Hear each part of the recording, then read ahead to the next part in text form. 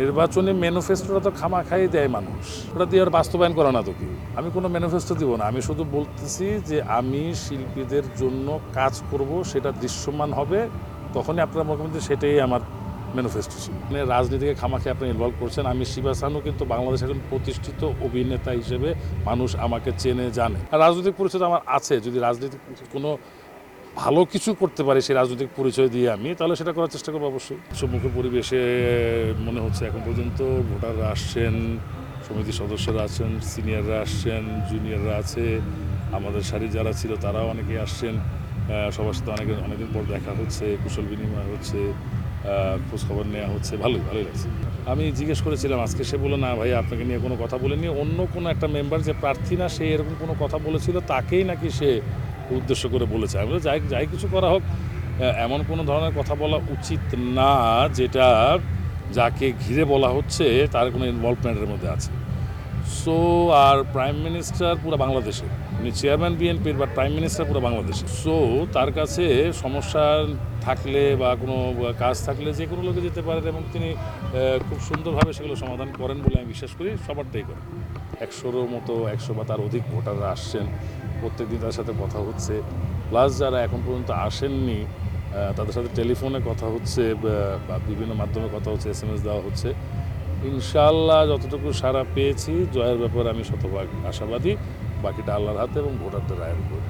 আসলে আপনি নির্বাচনের থেকে রাজনীতির কথা বেশি বলছেন, আর আমি আসলে এখানে রাজনীতি করতে আসিনি। আমি যে সংগঠনে নির্বাচন করছি এটা একটি অরাজনৈতিক অলাভজনক প্রতিষ্ঠান।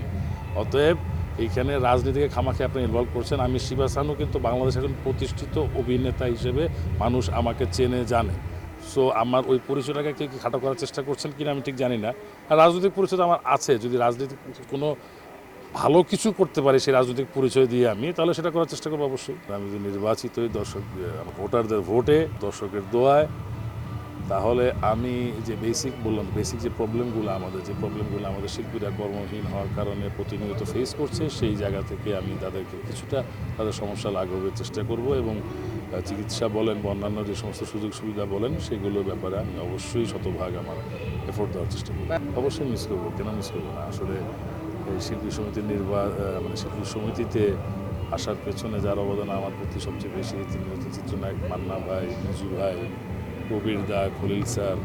তারা খুব আমাকে ইন্সপায়ার করতো যে তোমার মতো একটা ছেলেকে দরকার, শিল্পী সমিতি, তুমি এখানে ইলেকশন করো, থাকো। আমি করেছি, দীর্ঘদিন একসাথে থেকেছি, একসাথে কাজ করেছি। সাকিব খান যখন প্রেসিডেন্ট ছিল দুবার, তখন আমি ছিলাম কালচারাল সেক্রেটারি, কাজ করার চেষ্টা করেছি। তারপরে নির্বাচন করা হয়নি যে কোনো কারণেই হোক। তো এবার আবার চেষ্টা করলাম, দেখি আল্লাহ যদি কামিয়াব করে, তাহলে আমি অবশ্যই আমার যেটুকু অভিজ্ঞতা আছে আর যতটুকু আমি জানি যে সমস্যাগুলো কীভাবে সমাধান করতে হবে সেটা ফাইন্ড আউট করতে হবে, সমস্যাগুলো আসলে কোন জায়গায় আছে, যতটুকু সম্ভব মেজর দিকগুলো আগে সমাধান করার চেষ্টা করবো, তারপর ছোটোখাটো দিকগুলো নিয়ে নেব। নির্বাচনী ম্যানিফেস্টোটা তো খামাখাই দেয় মানুষ, ওটা দিয়ে আর বাস্তবায়ন করে না তো কি। আমি কোনো ম্যানিফেস্টো দিব না, আমি শুধু বলতেছি যে আমি শিল্পীদের জন্য কাজ করব, সেটা দৃশ্যমান হবে, তখনই আপনারা মনে করবেন যে সেটাই আমার ম্যানিফেস্টো ছিল। রাজনৈতিক একটা পরিচয় আছে, আমি সেখান থেকে দূরে নই। যদি সেটা কল্যাণকর কোনো কাজে আমি আমার পরিচয়টা ব্যবহার করতে পারি, তাহলে সেখানেই করব। অকল্যাণকর কোনো কাজে আমার রাজনৈতিক পরিচয় ব্যবহার করবো না।